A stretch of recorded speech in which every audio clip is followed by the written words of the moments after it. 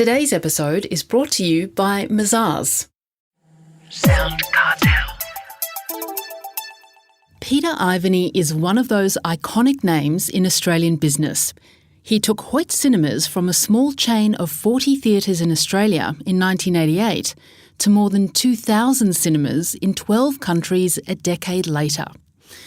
But it's so much more than this that's made him a success in business and in life. From SoundCartel, I'm Nicole Goodman, and this is Business Essentials Daily.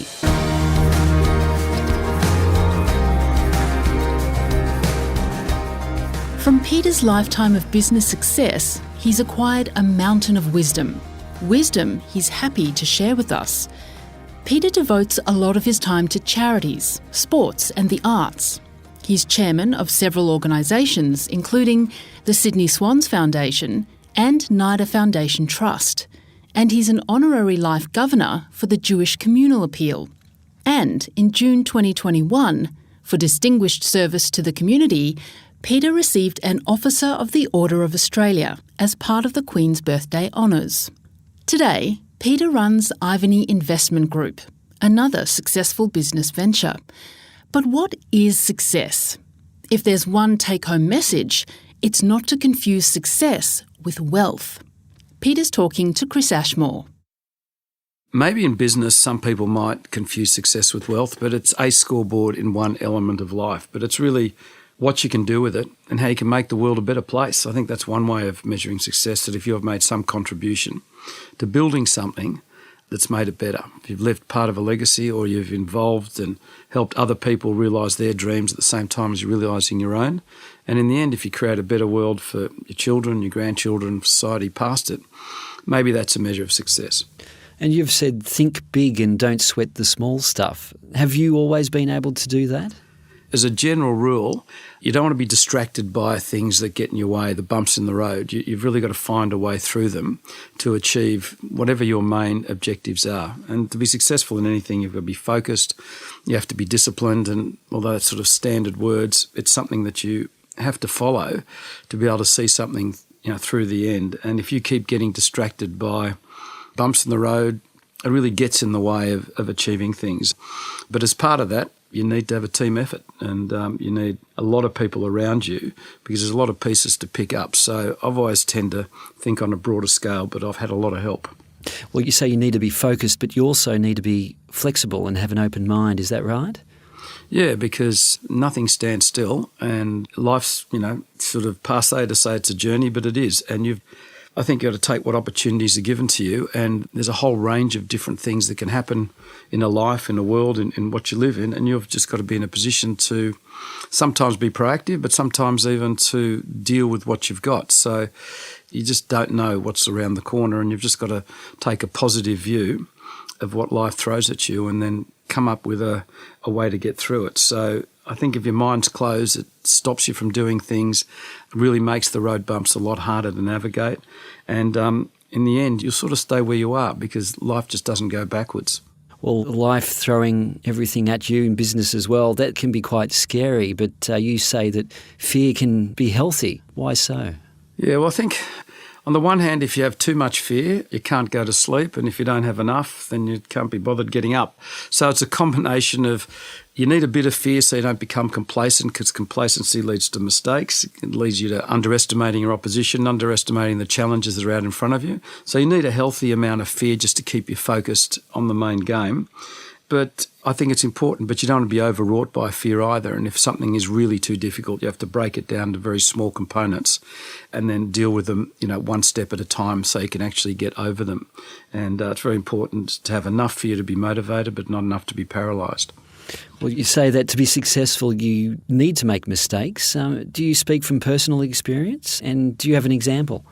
Absolutely. Well, I think my mother always said to me that smart people learn from other people's mistakes. So in that sense, I don't think I've met too many smart people. You've got to really learn from your own, because you always think you've got a way to do it better.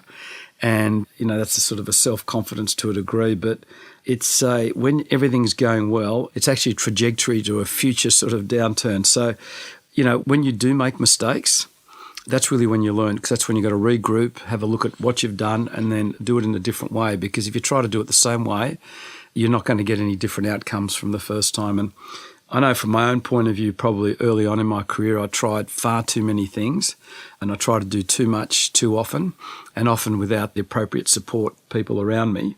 So that's something that I've learned, just be more considered, hasten slowly, but have the team around you, understand where your faults lie, and then you make sure that someone fills the gaps in, because it's really important not to know what you know, but also to know what you don't know. Mazars is an international audit, tax and advisory firm committed to helping clients confidently build and grow their businesses. To find out how Mazars can support your business, visit mazars.com.au. That's mazars.com.au.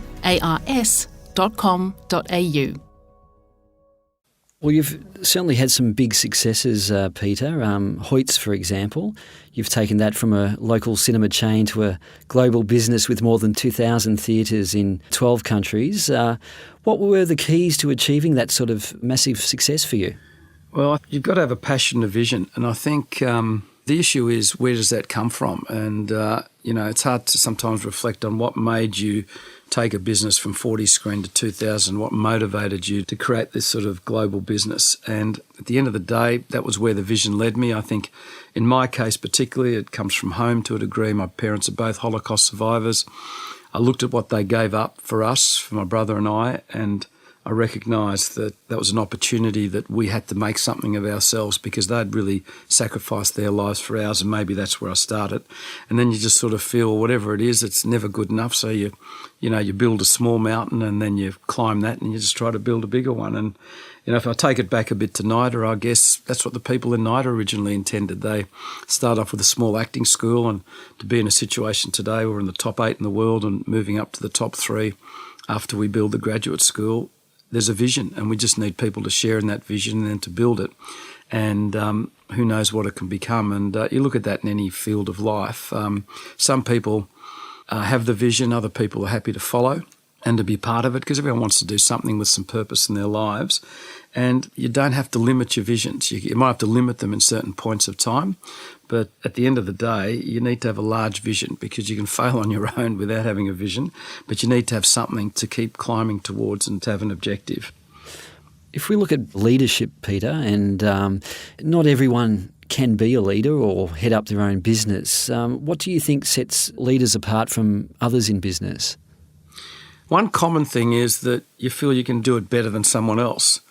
And secondly, that you may have a vision that extends beyond the person next to you, so you want to have a chance to execute. But it's more complicated than that. And if you cover a number of fields in your life, you're not always going to be equally good at all of them. And in some places, you have to see what your role would be best at. In some places, you lead. In other places, you take different roles, which are just as important. And it's like being in a footy side, If you're the 18-year-old coming into a club, you're the same person, you have a certain role. At 25, your role changes.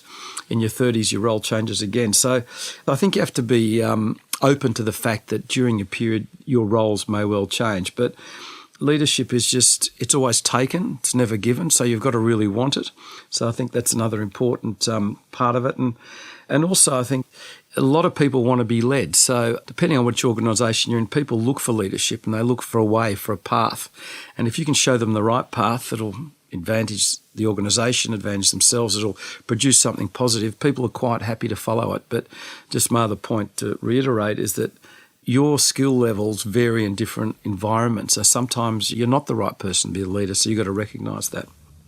Well, these days you spend a lot of your time with community activities, fundraising, arts and sports. Is this where you find a lot of your satisfaction now, a lot of your enjoyment? And what is your current passion? Yeah, well, I think Hoyts was I was one-dimensional in that job for 20 years in that role, and I loved it. But when I sold the business, I was lucky enough to have some choices, and I was only 43. And one of the choices I made was that 50% of my time was going to be doing community work and 50% of my time was going to be in business.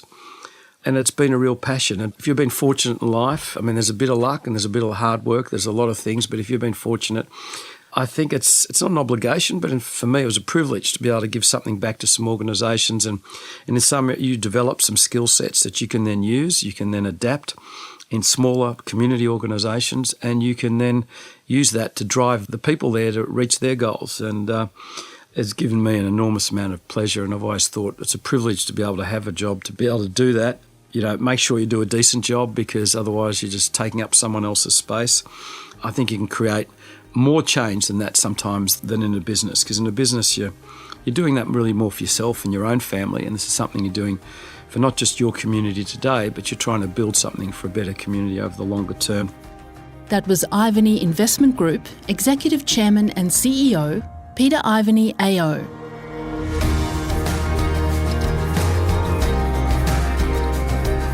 Business Essentials Daily is a SoundCartel podcast. Executive producer is Heather Dawson. Producers are Nick Schilberger, Chris Ashmore, and myself. Technical production by Pete Letts and Belinda Trimboli. I'm Nicole Goodman. Thanks for listening. We'll bring you more B Daily next week. SoundCartel. This episode was brought to you by Mazars. To find out more, visit mazars.com.au. That's mazars.com.au.